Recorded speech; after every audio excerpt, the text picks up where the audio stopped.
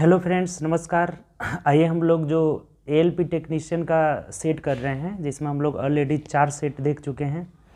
तो इस वीडियो में हम लोग 5 नंबर सेट का डिस्कशन करेंगे। ऑलरेडी 4 सेट डल चुका है, तो 5वें नंबर सेट का डिस्कशन करेंगे। बारी बारी से हम लोग एक एक क्वेश्चन का सॉल्यूशन कर रहे हैं। आप लोग अगर चैनल पर न्यू होंगे तो चैनल सब्सक्राइब कर लीजिएगा और ज़्यादा से ज़्यादा चैनल को शेयर करें, ताकि जितने भी आपके दोस्त लोग हैं सब लोग जुड़े और ज़्यादा से ज़्यादा फ़ायदा उठाएं। ठीक, अगर आप सेट जो है प्राप्त करना चाहते हैं, सेट आपके पास अगर नहीं होगा तो डिस्क्रिप्शन में जाइए, वहाँ पे विपिन मैथ्स एप्लीकेशन का लिंक डला हुआ है, वहाँ से जा करके और आप स्टडी मटेरियल में जाइएगा तो टोटल जो है सेट मिल जाएगा। ठीक, तो चलिए हम लोग क्वेश्चन शुरू करते हैं। देखिए, पहला क्वेश्चन आसान सा क्वेश्चन है, केवल हम लोग मैथ का इसमें देखेंगे और न्यूमेरिकल रहेगा तो न्यूमेरिकल के क्वेश्चन का सॉल्यूशन करेंगे, जैसा कि हम लोग पीछे से करते आ रहे हैं। ठीक, तो अभी तक हम लोग जो है 4 नंबर सेट तक देख चुके हैं। 5वां सेट का दूसरा नंबर क्वेश्चन है, कह रहा है कि 4624 का वर्गमूल क्या होगा। अब देखिए, वर्गमूल निकालना है तो सिंपल, आप किसी भी संख्या का, बड़ी से बड़ी संख्या का वर्गमूल निकालना हो, भाग विधि सबसे आसान मेथड। पेयर लगा लीजिए, 6 के कितना हो जाएगा, 36 हो जाएगा। तो यहाँ 10 हो जाएगा, ये 6 12 हो जाता है। अभी 24 जब उतारिएगा तो अब बताइए कितने मर्थ में जाएगा। 8 8 64, 8 मर्थ में चला जाएगा, यानी कि 68 तो हो जाएगा इसका वर्गमूल। 8 8 64 का 4 हासिल 6 हो जाएगा। 12 8 96 और 6 कितना हो जाएगा, 102। ये कट जाएगा, यानी 68 हो जाएगा। तो ऑप्शन से मिला लीजिए, ऑप्शन नंबर ए में दिया हुआ है। तो आसान क्वेश्चन था। चलिए आगे बढ़ते हैं, नेक्स्ट क्वेश्चन। देखिए, अगला जो क्वेश्चन है हम लोग का, वो 4 नंबर में दिया हुआ है मैथ का। कह रहा है, नल टंकी से रिलेटेड है। बोला हुआ है कि पाइप ए बी सी एक खाली टंकी से जुड़ी हुई है। पहले 2 पाइप 4 घंटे और 10 घंटे में टंकी को भर सकते हैं, यानी कि जो ए है वो 5 घंटे में, ए जो है 4 घंटे में भर सकता है, और जो बी है वो 10 घंटे में भर सकता है। ठीक, जबकि भरी हुई टंकी को तीसरा पाइप जो है 6 घंटे में खाली कर सकता है, यानी कि सी जो है खाली करने वाला पाइप है, जो 6 घंटे में खाली कर सकता है। ये खाली करने वाला पाइप है, ध्यान में रखना होगा। ठीक, अब कह रहा है कि यदि सभी तीनों पाइपों को टंकी 3/5 भरी होने पर एक साथ खोल दिया जाए तो टंकी को भरने में कितना समय लगेगा। अब देखिए, सबसे पहले ना यहाँ पे टोटल वर्क एक ले लीजिए, जो कि सबका एलसीएम हो जाएगा। तो 4, 10 और 6 का एलसीएम कितना हो जाएगा आपका, तो 60 हो जाएगा। तब ये टाइम हो गया। अब इफिशियंसी निकालने के लिए, क्षमता निकालने के लिए इसे भाग दे दिया जाता है। तो 15 चौके 60, 10 छक्के 60 हो जाएगा और 14 के 60 हो जाएगा। ठीक, 40 से कटेगा नहीं आपका। 4, 6 और 10 का एलसीएम 60 हो जाएगा। ठीक, 30 तो होगा तो कटेगा नहीं 4 से। ठीक, तो अब हो गया हम लोग का इफिशियंसी निकाल लिए, तो ये माइनस का 10 होगा, चूँकि ये खाली करने वाला है। अब बोला है हमें कि यदि सभी तीनों पाइपों को टंकी 3/5 भरी होने पर एक साथ खोल दिया जाए तो टंकी को भरने में कितने घंटे लगेंगे। 60 टंकी में से भर गया है कितना, जो दिया हुआ था 3/5 भाग भरा हुआ है, तो खाली कितना है, तो 2/5। अब तीनों मिलकर भरना है, तो तीनों मिलाकर क्षमता बताइए कितना हो गया। तो 15 6 21 में से 10 घटा देंगे, 11 हो जाएगा। अब देखिए कितना सिंपल हो गया, 5 से कटाएंगे तो 12 25 60, यानी कि 24/11 घंटा का समय लग जाएगा, जो कि ऑप्शन से देख लीजिए। तो 24/11 ऑप्शन नंबर ए में दिया हुआ है, तो A is the right answer. बात समझ गए होंगे, कोई दिक्कत नहीं, आसान क्वेश्चन था। ये 4 10 6 है, तो टोटल वर्क 60 हो जाएगा। क्षमता इससे भाग देकर निकाल लेंगे, तो ये माइनस में जाएगा, चूँकि ये क्या है, खाली करने वाला है। अगर 3/5 भाग भरी हुई थी तो 2/5 भाग खाली था, और कितने देर में भरेगा, तो सबको जोड़ करके भाग लगा दीजिए, तो 24/11 घंटा हो जाएगा, ऑप्शन नंबर ए। चलिए आगे बढ़ते हैं, नेक्स्ट क्वेश्चन। चलिए अगला जो क्वेश्चन है 6 नंबर क्वेश्चन, देखिएगा। कह रहा है कि निम्न को हल करें। ये एक बोडमास का छोटा सा क्वेश्चन है। सॉल्व करना है तो सबसे पहले छोटे ब्रैकेट को तोड़ा जाता है। अच्छा, बोडमास का रूल आप पढ़े ही होंगे कि बी से ब्रैकेट पहले तोड़ेंगे, उसके बाद ओ से ऑफ करेंगे, तब उसके बाद से डी से डिवीजन, एम से मल्टीप्लिकेशन, ए से एडिशन, तब सब्ट्रैक्शन करते हैं। तो सबसे पहले छोटा ब्रैकेट को तोड़ेंगे, तो इसमें ये भाग लगेगा तो ये 4 हो जाएगा। 8 में 2 से भाग लगाएंगे 4, 16 में से 4 गया कितना हो जाएगा, 12 हो जाएगा। अब देखिए, इसमें पहले भाग लगाना है तब गुणा करना है, तो 12 में 3 से भाग लगाएंगे तो यहाँ तक ये 4 आ गया, यानी कि 60 भागे 5 गुणे 4 हो गया। तो अब देखिए पहले भाग लगाइए, तो 60 में 5 से भाग लगाएंगे तो 12 गुणे 4, यानी कि 12 चौके 48 हो जाएगा। 48 is the right answer. Option से देखिए तो ऑप्शन नंबर सी हो जाएगा। आसान सा था। चलिए आगे बढ़ते हैं नेक्स्ट क्वेश्चन। देखिए अगला जो क्वेश्चन है कह रहा है कि सीता के बाल्टी की धारिता रामू की बाल्टी के धारिता से 3 गुनी है। देखिए सीता की बाल्टी है और रामू का बाल्टी है। तो सीता के बाल्टी की धारिता यानी कि इफिशियंसी की बात करें, इफिशियंसी क्षमता, इससे ये 3 गुनी है यानी कि 3:1 का रेशियो है। ठीक, अब कह रहे हैं हमें कि सीता एक खाली ड्रम को भरने के लिए 60 बाल्टी पलटती है। तो यदि सीता और राम दोनों मिलकर ड्रम को भरें तो इन दोनों को कुल कितनी बाल्टी भरकर ड्रम में पलटना होगा। अब देखिए कितना आसान है।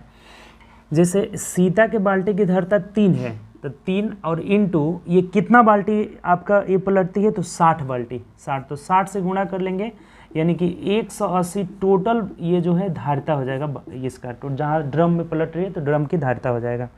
तो अब बोला है कि सीता और रामू दोनों अगर एक साथ मिलकर, तो दोनों मिलकर करेंगे तो 3 और 1 4, 4 से इसको भाग लगा दीजिए यानी 4 चौके 16 हो जाएगा, 4 पचे 20 यानी कि 45 बाल्टी दोनों को साथ में पलटना होगा जो कि ऑप्शन नंबर ए में दिया है। तो A is the right answer हो जाएगा। आसान सा था। पहले टोटल इसका क्षमता निकाल लिए, चूँकि सीता जो है 60 बाल्टी पलट रही है तो 60 × 3 यानी 180। अब दोनों मिलकर कितने बाल्टी पलटेंगे तो दोनों का मिलाकर क्षमता से भाग लगा दिए तो 45 यानी ऑप्शन नंबर ए हो जाएगा। ठीक, चलिए आगे बढ़ते हैं नेक्स्ट क्वेश्चन। अगला देखिए हाइट एंड डिस्टेंस है। कह रहे हैं कि 7 मीटर ऊंचे किसी प्लेटफॉर्म के शीर्ष से उन्नयन कोण 30 डिग्री था। 7 मीटर ऊंचे किसी प्लेटफॉर्म के शीर्ष से उन्नयन कोण 30 डिग्री था। यदि टावर से प्लेटफॉर्म के यानी कि टावर को देख रहा है, जैसे ये हो गया प्लेटफॉर्म, ये प्लेटफॉर्म हो गया जिसकी ऊंचाई कितनी है 7 मीटर, 7 मीटर। एक टावर को देख रहा है, टावर के शीर्ष को देख रहा है। ये मान लीजिए टावर हो गया। ये टावर को शीर्ष को जब यहाँ से देख रहा है तो इसका उन्नयन कोण कितना है, देखिए दिया हुआ है 30 डिग्री है। तो उन्नयन कोण बनेगा कैसे, यहाँ से हम लोग इसको मिला लेंगे और ये कितना है 30 डिग्री है, 30 डिग्री है। ठीक, अब कह रहा है आपको यदि टावर से प्लेटफॉर्म की दूरी जो है कितनी है 50√3 यानी ये जो है 50√3 है, ये भी कितना है 50√3 है, दोनों सेम ही होगा 50√3। ठीक, अब क्या बोला है आपसे, तो टावर की लंबाई कितनी है यानी कि ये जो टावर की लंबाई है ना, ये टावर की ऊंचाई मान लेंगे तो यही हमें निकालना है कितना होगा। देखिए हाइट एंड डिस्टेंस में ना किसी फॉर्मूला का भी ज़रूरत नहीं पड़ता है, केवल रेशियो मेथड से बनाइएगा बहुत आसानी से बन जाएगा। पूरा हाइट एंड डिस्टेंस आपका यूट्यूब पे पड़ा हुआ है, 4-5 क्लास में है तो उसको जा करके देख लीजिएगा। बहुत पहले उसको अपलोड कर दिए हैं, 5 से 7 क्लास होगा, पूरा देख लीजिएगा, सब कवर हो जाएगा। ठीक, तो देखिए इसको हम लोग कैसे बनाएंगे। जैसे एक रेशियो याद रखिएगा, ये रेशियो बहुत आसान रेशियो है। जैसे ये 30 डिग्री रहेगा तो ये 60 डिग्री रहेगा और ये 90 रहेगा। तो 30 के सामने 1 होता है, 60 के सामने √3 होता है, 90 के सामने 2 हो जाता है। ये रेशियो होता है बस। जैसे ये 30 है ना, इस त्रिभुज में बात करते हैं तो ये 30 है तो ये 60 होगा। क्या होगा ये 60। तो 60 के सामने √3 होता है और 30 के सामने 1 होता है यानी यहाँ से यहाँ 1 यूनिट हो गया। अब देखिए कुछ है ही नहीं इसमें। ये √3 का मान अगर 50√3 है तो ये कट जाएगा, 1 का मान क्या हो जाएगा 50 हो जाएगा। तो 1 का मान 50 यानी ये जो हो जाएगा हमारा 50 मीटर हो जाएगा।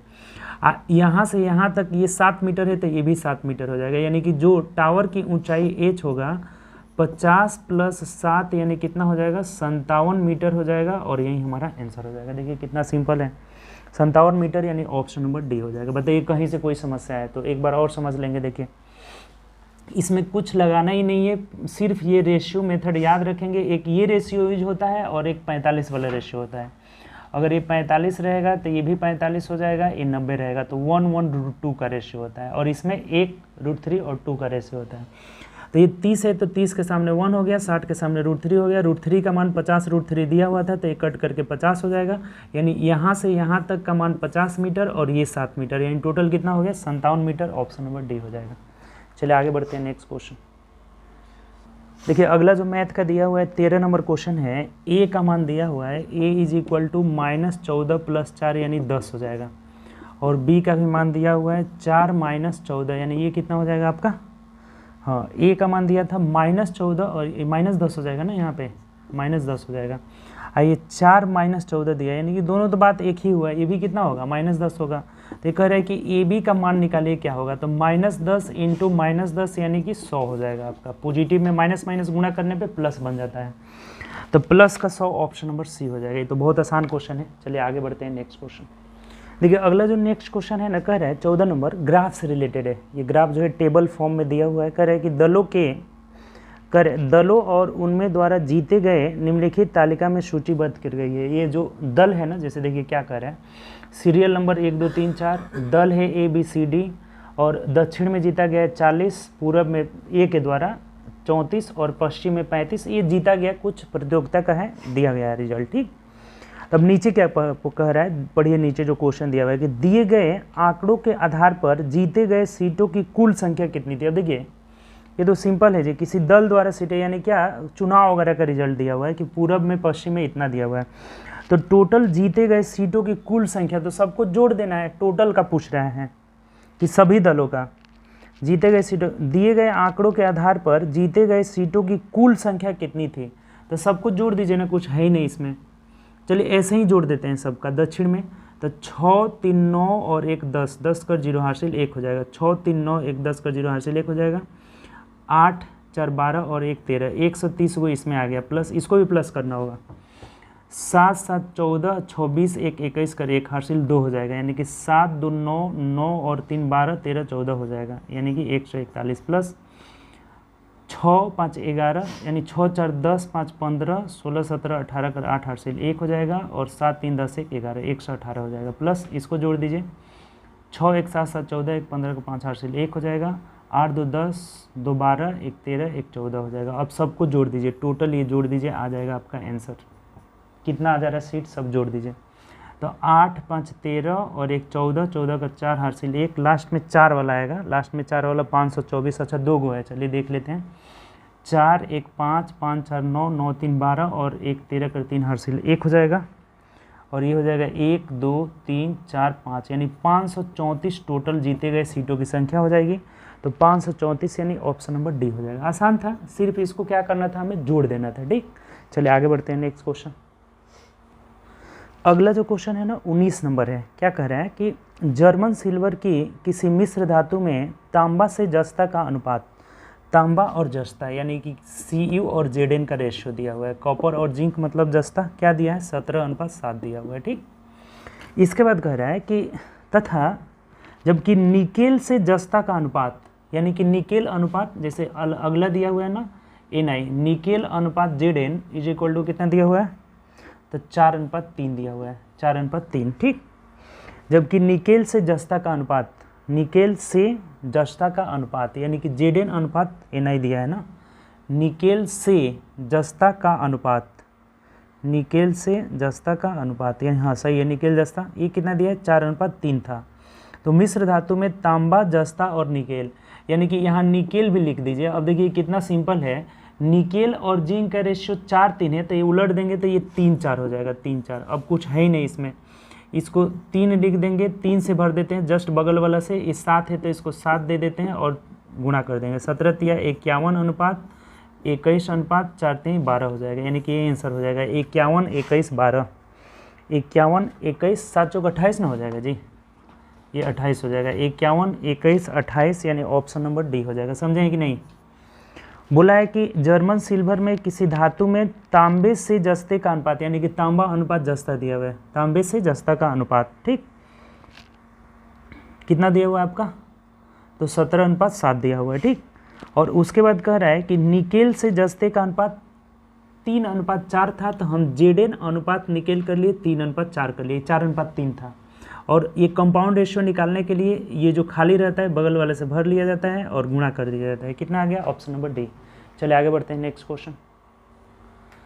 23 नंबर क्वेश्चन बोला है ना कि सूर्य राम्या की तुलना में 3 गुना तेजी से काम करता है। अब देखिए यहाँ से क्षमता दिया हुआ है, सूर्य राम्या की तुलना में 3 गुना तेजी से, 3:1 दिया हुआ है। क्षमता का रेशियो कितना दिया है, 3:1। टाइम एंड वर्क से बहुत क्वेश्चन आया हुआ है। और किसी काम को पूरा करने में राम्या द्वारा लिए गए समय वाले दिनों की तुलना में 40 दिन कम लेता है। अब यहाँ से आप टाइम निकाल लीजिए ना, तो टाइम ये 1 आ जाएगा और ये 3 हो जाएगा, टाइम उल्टा हो जाता है, ठीक। क्षमता का उल्टा क्या हो जाता है, टाइम हो जाता है, ठीक। तब ये देखिए कितना दिन कम समय ले रहा है, 2। इस 2 यूनिट का वैल्यू क्वेश्चन में दिया है कितना, 40 दिन कम ले रहा है, 40 दिन, ठीक। ये बात हमें क्वेश्चन से मिल गया कि हमारे हिसाब से यहाँ उल्टा हो जाएगा, तो ये 2 दिन का डिफरेंस है, इसी का क्वेश्चन में दिया है 40। तो 2 यूनिट का वैल्यू 40 है, तो 1 यूनिट का वैल्यू 20 हो जाएगा। अर्थात ये सौम्या 20 दिन ले रही है और ये जो राम्या है ये कितना दिन ले रही है, सूर्या 20 दिन और राम्या जो है 20 तिहाई 60 दिन ले रहा है, ठीक। तब क्या बोला क्या है आपसे कि यदि वे मिलकर काम करें तो काम कितने दिनों। अब देखिए दोनों का टोटल, यहाँ टाइम निकल गया ना, टाइम हो गया, तो टोटल वर्क 60 हो जाएगा, टोटल वर्क 60।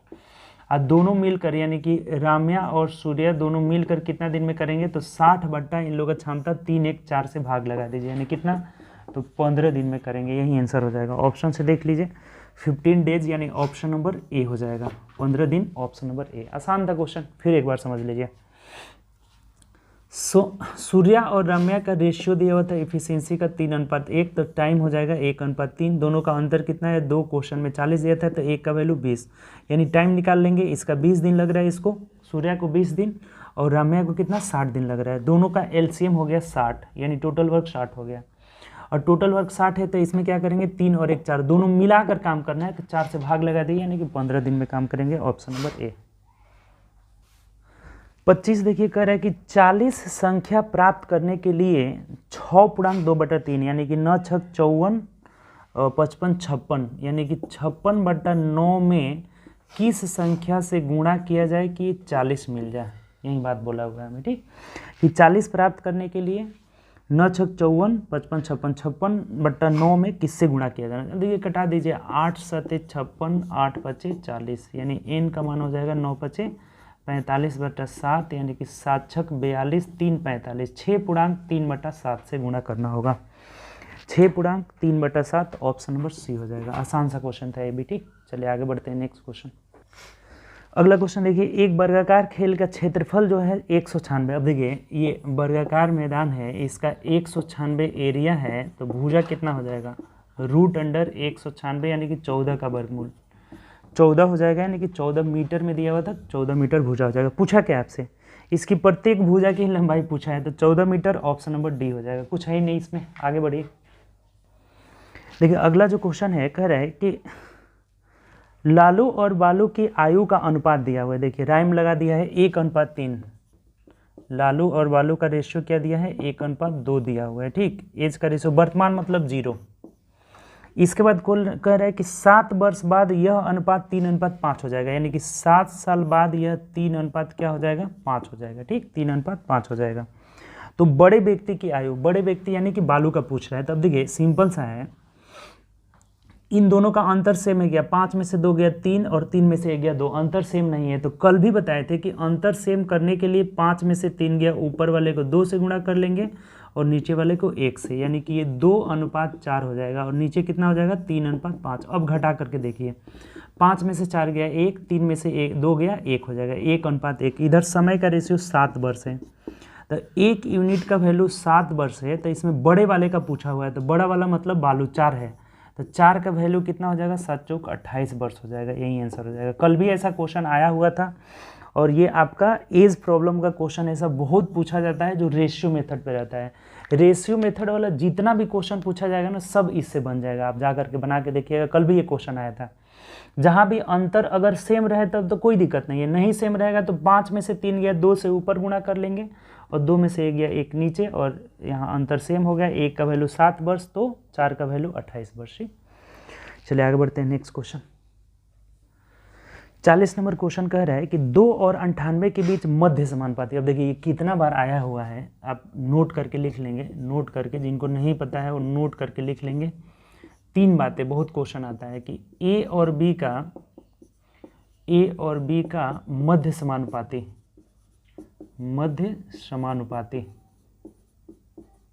मध्य समानुपाती इज इक्वल टू √AB हो जाता है, ठीक। अगला ए और बी का तृतीय समानुपाती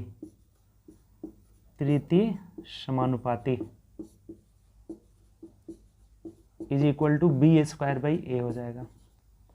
और एक और आता है कि ए बी और सी, इसमें 3 को आ जाएगा, ए बी और सी का चतुर्थ समानुपाती, चतुर्थ समानुपाती, तो ये हो जाएगा बी सी बट्टा ए। ये तीनों बातें एकदम कंठस्थ कर लेंगे क्योंकि इन तीनों से बहुत ज़्यादा क्वेश्चन आया हुआ है। तो हमें पूछा हुआ है मध्य समानुपाती, मीन प्रोपोर्शन पूछा हुआ है पहला वाला। तो रूट अंडर ए बी, ए का मान 2 है, 98 हो जाएगा। 98 दूना कितना हो गया, 8 दूना 16, 9 दूना 18, 19, 196 अभी आया था, 14 हो जाएगा। 196 का वर्गमूल क्या होता है, 14। ऑप्शन नंबर ए हो जाएगा। कोई दिक्कत इसमें, रूट अंडर ए बी कर लेंगे। तीनों याद रखिएगा, मीन प्रोपोर्शन, थर्ड प्रोपोर्शन और फोर्थ प्रोपोर्शन। ठीक, चलिए आगे बढ़ते हैं नेक्स्ट क्वेश्चन।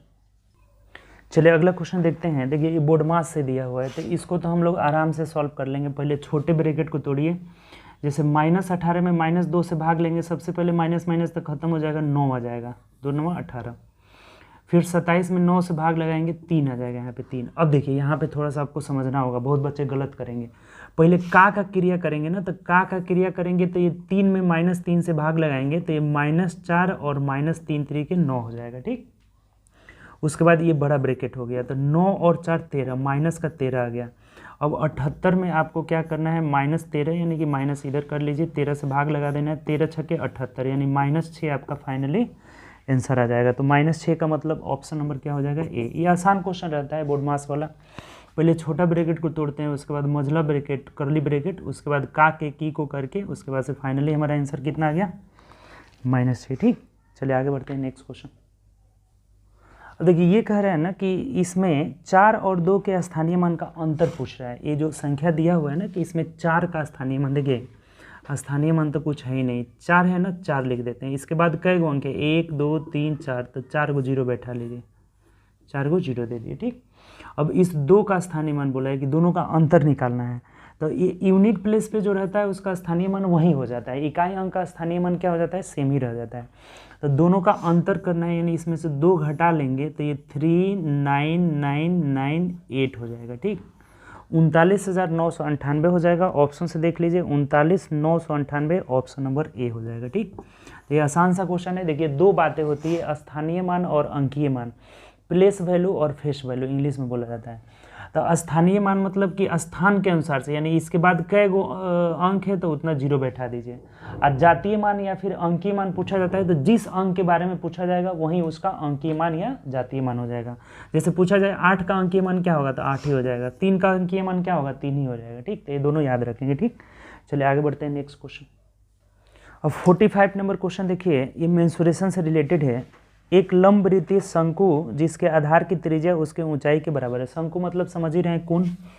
ये जो है इसका बोला हुआ है कि इसकी त्रिज्या यानी कि R और H दोनों आपस में क्या है, बराबर है। क्वेश्चन में बोला हुआ है। ठीक, अब कह रहा है ऊंचाई के बराबर है का आयतन एक अर्धगोले के आयतन के बराबर है, यानी कि एक और अर्धगोला है, इस अर्धगोले के आयतन के बराबर। ये दोनों का वॉल्यूम क्या है, इक्वल है, दोनों का वॉल्यूम इक्वल है। ठीक, तो कह रहे हैं कि आयतन के बराबर है, तो शंकु और अर्धगोले के त्रिज्या का अनुपात क्या होगा। अब देखिए इसका तो छोटा r मान लीजिए, इसका मान लीजिए बड़ा R।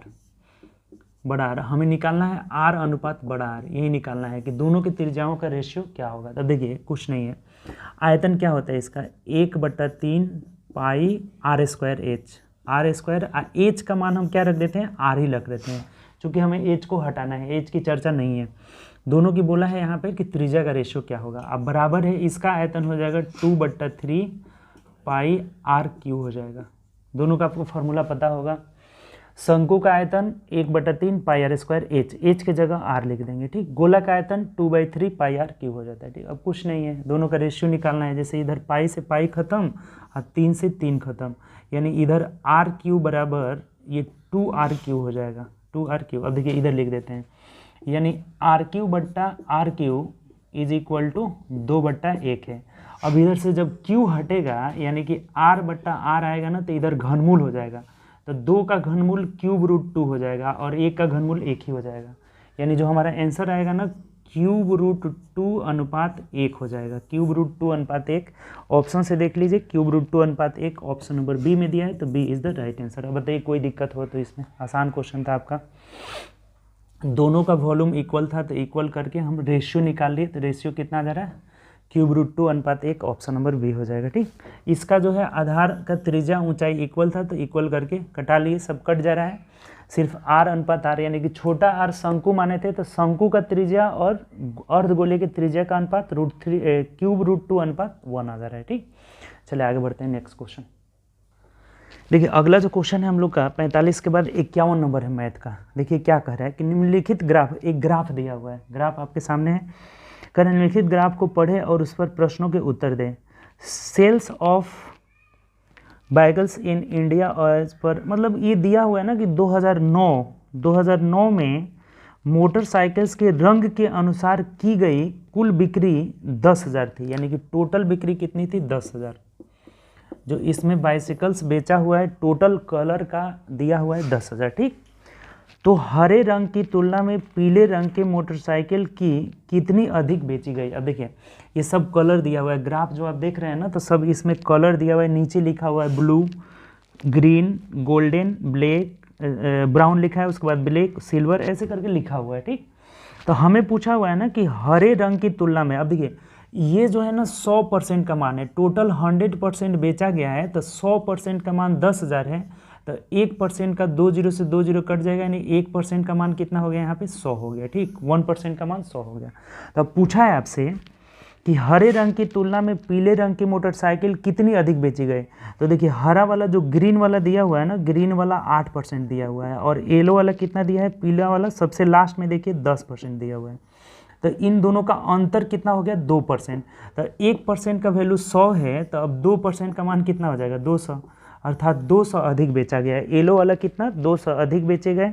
तो ऑप्शन से देख लीजिए, option number B is the right answer. Simple सा क्वेश्चन था हमारा। टोटल ग्राफ का इक्वल 100% है, जिसका टोटल संख्या कितना दिया था, 10,000, तो 1% का मान 100 हो गया। अब ग्रीन और येलो का अंतर पूछा था, तो 2% का मान 200 हो जाएगा, यानी ऑप्शन नंबर बी हो जाएगा। ठीक, चलिए आगे बढ़ते हैं नेक्स्ट क्वेश्चन। देखिए अगला जो 56 नंबर क्वेश्चन है, देखिए ये भी टाइम एंड वर्क का है। बोला है कि ए और बी किसी काम को 12 दिन में पूरा कर सकते हैं। ए को कार्य पूरा होने के कुछ दिन पहले काम छोड़ना पड़ा और इस कारण से कार्य 16 दिन लगे पूरा होने में। यदि ए अकेले उस काम को 21 दिन में पूरा कर सकता है, तो काम खत्म होने से कितने दिन पहले, देखिए इधर ध्यान दीजिए, ए बी मिलकर 12 दिन में कर लेते हैं। ठीक, और अकेला ए जो है 21 दिन में काम को कंप्लीट कर लेता है। क्वेश्चन में दिया हुआ है 16 दिन कब लगता है, जब कुछ दिन पहले छोड़ रहा है तब देखिए करेंगे क्या, पहले इस टोटल वर्क यहाँ से निकाल लीजिए और बी का क्षमता निकाल लीजिए।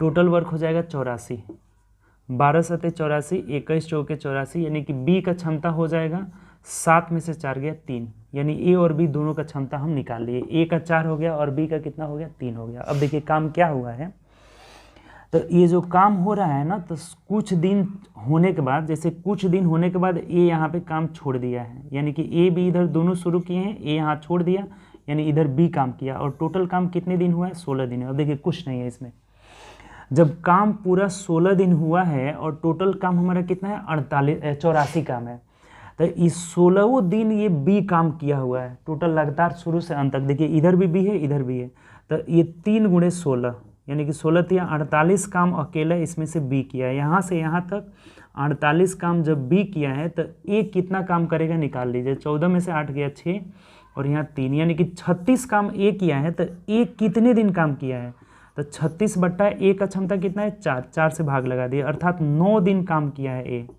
ए कितना दिन काम किया है, 9 दिन। लेकिन हमें क्वेश्चन क्या पूछा है, बड़े ध्यान से यहाँ करना होगा, नहीं तो आंसर गलत हो जाएगा। ये बोला है ना कि कार्य समाप्ति से कितने दिन पहले काम छोड़ा है, यानी कि ये 9 दिन इधर काम किया है, ये 9 दिन काम किया है, तो कितने दिन पहले छोड़ दिया है, तो 16 में से आप 9 घटा दीजिए, यानी कि 7 दिन पहले काम छोड़ा है, 7 दिन पहले। ये हमें क्वेश्चन में पूछा था। और बहुत बच्चे 9 निकाल करके 9 आंसर कर देंगे और गलत हो जाएगा, इसीलिए पूरा क्वेश्चन क्या करना है, पढ़ लेना है, तभी आंसर देना है। क्वेश्चन बोला था कि ए को कार्य पूरा होने से कुछ दिन पहले काम छोड़ने पड़ते हैं, तो इसी कारण लास्ट में पूछ रहा है कि ए कितने दिन पहले छुट्टी पे चला गया था। तो कितने दिन पहले छुट्टी पे चला गया था, तो 16 में से ये 9 दिन काम किया था, 9 घटा लिए तो 7 आ जाएगा। क्लियर, कोई दिक्कत इसमें? चलिए आगे बढ़ते हैं नेक्स्ट क्वेश्चन।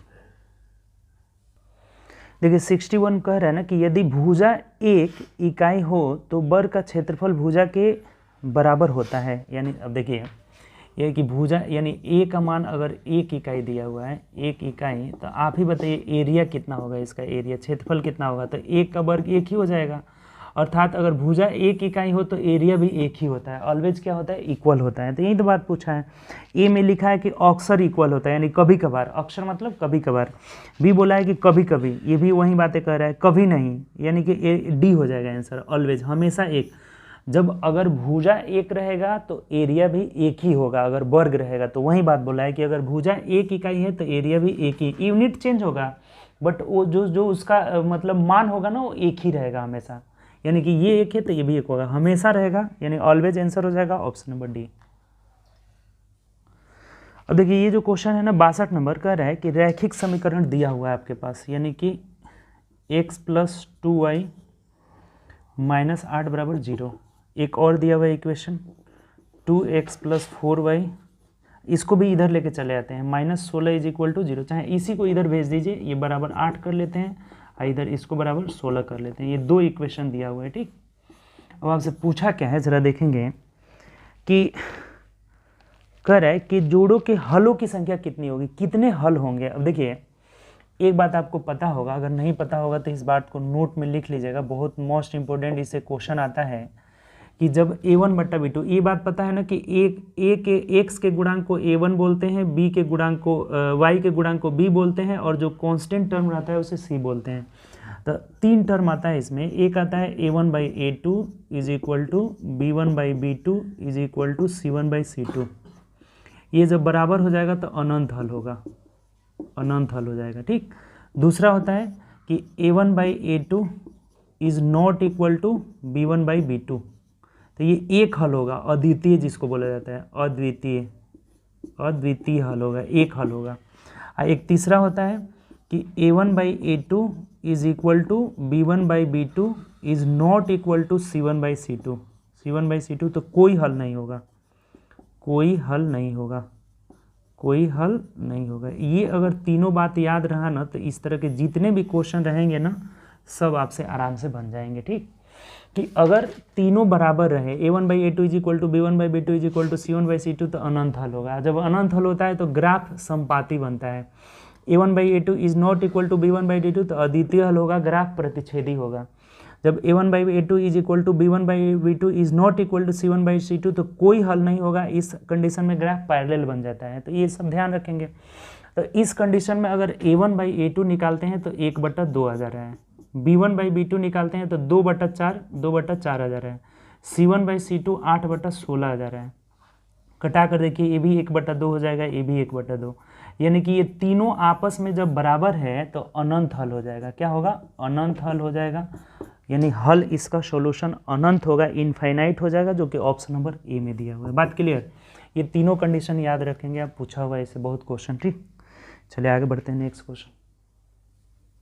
देखिए नेक्स्ट क्वेश्चन है 65 नंबर में, अब मैथ दिया हुआ है, ठीक। कह रहा है हमें कि एक निश्चित धनराशि 5% वार्षिक दर से 3 वर्ष में प्राप्त होने वाला साधारण ब्याज दिया हुआ है। देखिए 2 बात ध्यान रखेंगे, एसआई जो हो जाता है ना r/t, रेट और टाइम में गुणा कर लेंगे ना, जितना प्रतिशत आएगा उतना ही प्रतिशत निकाल लीजिएगा तो हमारा एसआई निकल जाएगा।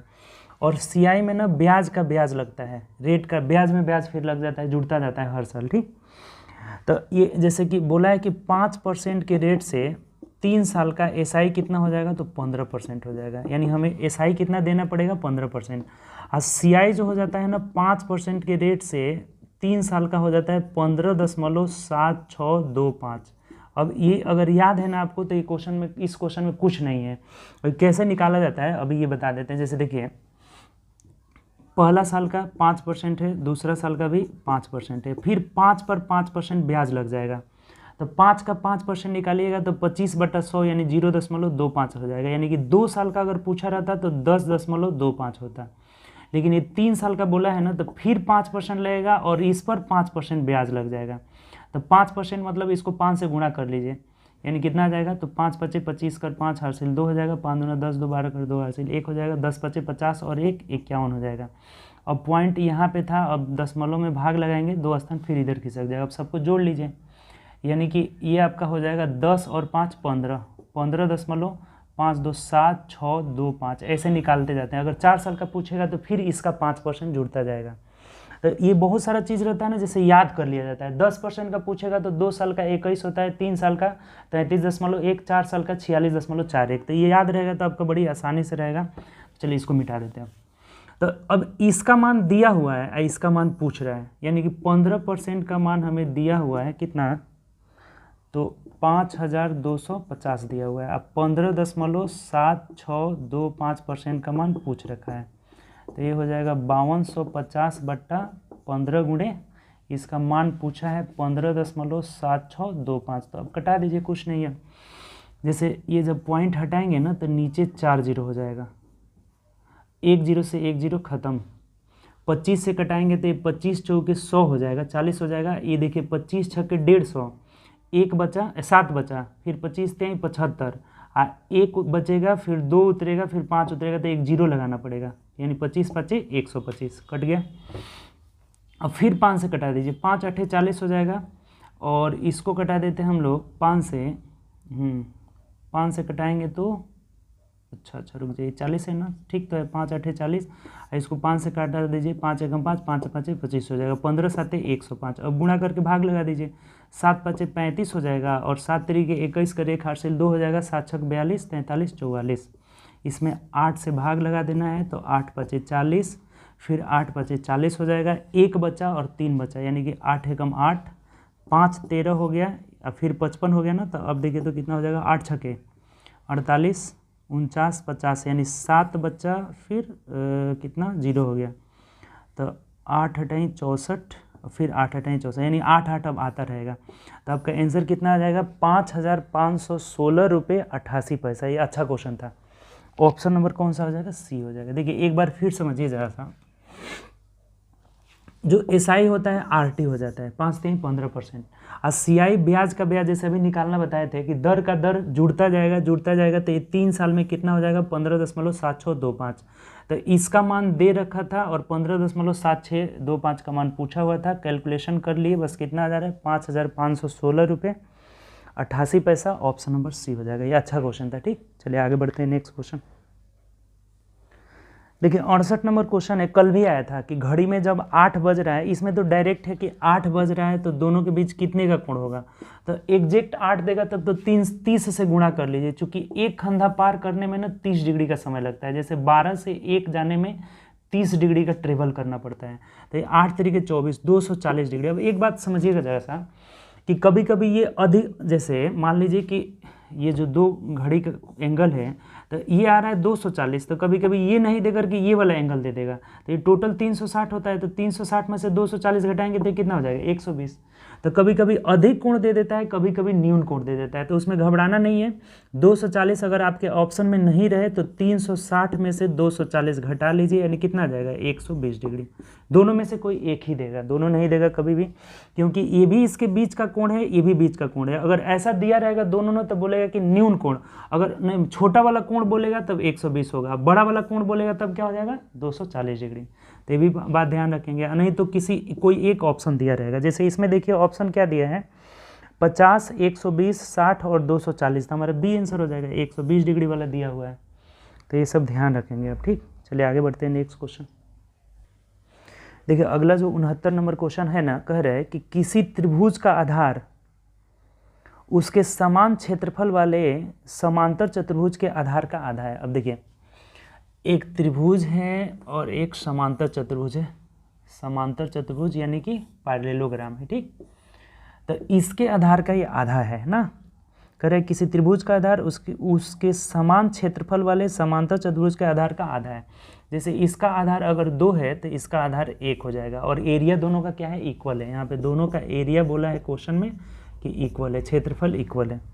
तब बताइए, और ऊंचाई का हमें पूछा है कि रेशियो क्या होगा। इसका ऊंचाई हम h1 मान लेते हैं और इसका ऊंचाई क्या मान लेते हैं, h2 मान लेते हैं। तब बताइए इसका एरिया हो जाता है 1/2, आधार 1 है और ऊंचाई कितना हो जाएगा, h1। अब बराबर है इसका एरिया कितना हो जाता है समांतर चतुर्भुज का, तो आधार गुणे ऊंचाई हो जाता है, यानी कि 2 × h2 हो जाएगा। तब इधर तिरछा गुणा हो जाएगा तो H1 बराबर 4H2 हो जाएगा, तो H1 अनुपात H2 बराबर हो जाएगा 4:1 हो जाएगा। देखिए आसान सा क्वेश्चन है, 4:1 यानी ऑप्शन नंबर ए हो जाएगा हमारा। ठीक, कि जो ऊंचाई का रेशियो है 4:1 है। बात क्लियर है कि नहीं। समांतर चतुर्भुज और त्रिभुज के बारे में बोला था कि इसका आधार समांतर चतुर्भुज के आधार का आधा है, तो ये 2:1 मान ले, कुछ भी मान लीजिए, कोई दिक्कत नहीं है इसमें। 2:1 मान लेंगे, आधा आधा में मतलब कि 1/2 नहीं माना जाता है, फिर डिफिकल्ट हो जाएगा। तो ये 2 माने 1 माने, इसका एरिया 1/2 आधार गुणे ऊंचाई, इसका एरिया आधार गुणे ऊंचाई, रेशियो निकाल लिए 4:1, ऑप्शन नंबर ए हो जाएगा। ठीक, चलिए आगे बढ़ते हैं नेक्स्ट क्वेश्चन। देखिए अगला जो हमारा क्वेश्चन है ना 70 नंबर, बोला हुआ है कि व्यंजक x square plus ax plus b को जब भाग दे रहे हैं किससे, x प्लस 3 से, तो रिमाइंडर आ रहा है -1। और एक और बोला है कि x square plus bx plus a को जब भाग दे रहे हैं किससे, तो x माइनस 3 से, तो यहाँ रिमाइंडर कितना आ रहा है 35 आ जा रहा है। ठीक, 39 आ रहा है, 39। तो बोला है कि a प्लस b का मान निकालना है। देखिए ध्यान दीजिए, कुछ नहीं है इस क्वेश्चन में, जैसे जिससे भाग देना हो डिवाइजर, जैसे यहाँ डिवाइजर है x प्लस 3, तो इसको 0 के बराबर कर लेंगे, यानी कि x का मान हमारा आ जाएगा -3। अब इस -3 को इसमें जब पुट करेंगे ना, तो ये -1 के बराबर हो जाएगा, जो शेष बचेगा उसी के बराबर हो जाएगा। तो x बराबर -3 इसमें रखिए, 3 तरीके +9 हो जाएगा, माइनस कितना हो जाएगा 3a हो जाएगा, x का मान -3 रखेंगे, प्लस b और बराबर -1 रिमाइंडर आया है। तो यहाँ से इक्वेशन क्या बन जाएगा, इस सबको इधर लेके चले जाइए, 1 को इधर भेज दीजिए, तो इधर लिख देते हैं। फाइनली हमारा इक्वेशन क्या बन गया, इसका पहला इक्वेशन, यानी कि 3a माइनस b बराबर 10 हो गया। क्या किए हैं, तो इन दोनों को उठा के दाएं और इसको उठा के बाएं, यानी 9 में 1 जुड़ जाएगा, ये पहला इक्वेशन हो गया। ठीक, इसी तरह से इसका यही बात होगा कि ये 0 रखेंगे तो x का मान 3 आ जाएगा, तो इसमें अब x का मान 3 रखिए, तो 3 तरीके 9 प्लस 3b प्लस a और बराबर कितना शेष बच रहा है 39 बच रहा है। तो इससे क्या इक्वेशन बन जाएगा, 3b plus a is equal to 39 में से 9 हो गया 30 हो गया, ये दूसरा इक्वेशन हो गया। अब दोनों को सॉल्व कर लीजिए, हमें x प्लस, कभी कभी होता क्या है ना इसमें, देखिएगा कि ये दोनों जोड़ने पे ना a प्लस b आ जाता है, चाहे a प्लस b का गुणा जा जाता है, लेकिन यहाँ पे नहीं आ रहा है। 3b में से 1b गया 2b हो जाएगा, और ये 4a हो जा रहा है, तो यहाँ पे नहीं आ रहा है, तो हमें अलग अलग मान निकालना पड़ेगा। तो कुछ नहीं करना है, अलग अलग निकालने के लिए ऊपर वाले को 3 से गुणा कर दीजिए, तो 3b और 3b क्या हो जाएगा, कट जाएगा, यानी कि 3 तरीके 9 और 1 10a हो जाएगा। 10a इज इक्वल टू 30 और 30 60 हो जाएगा, यानी a का मान 6 हो गया। a का मान कितना हो गया 6, कहीं भी रख दीजिए, इसी में रख दीजिए। a का मान 6 है तो 6 इधर घटेगा तो 24 हो जाएगा, यानी कि 3b बराबर अगर 24 है तो b का मान कितना हो जाएगा 8 हो जाएगा। तो अब हमें बोला है कि a प्लस b यानी कि 6 प्लस 8 बराबर 14 इज द राइट आंसर हो जाएगा। ऑप्शन से अगर देखेंगे तो ऑप्शन नंबर ए हमारा सही आंसर होगा। बताइए कोई दिक्कत है इसमें, सिंपल हमारा जो है 2 इक्वेशन बन जाएगा। जब इसको हम x प्लस 3 यानी कि x का मान -3 आ जाएगा, जब इससे भाग दे रहे थे तो -1 रिमाइंडर, यानी इससे एक इक्वेशन निकल गया।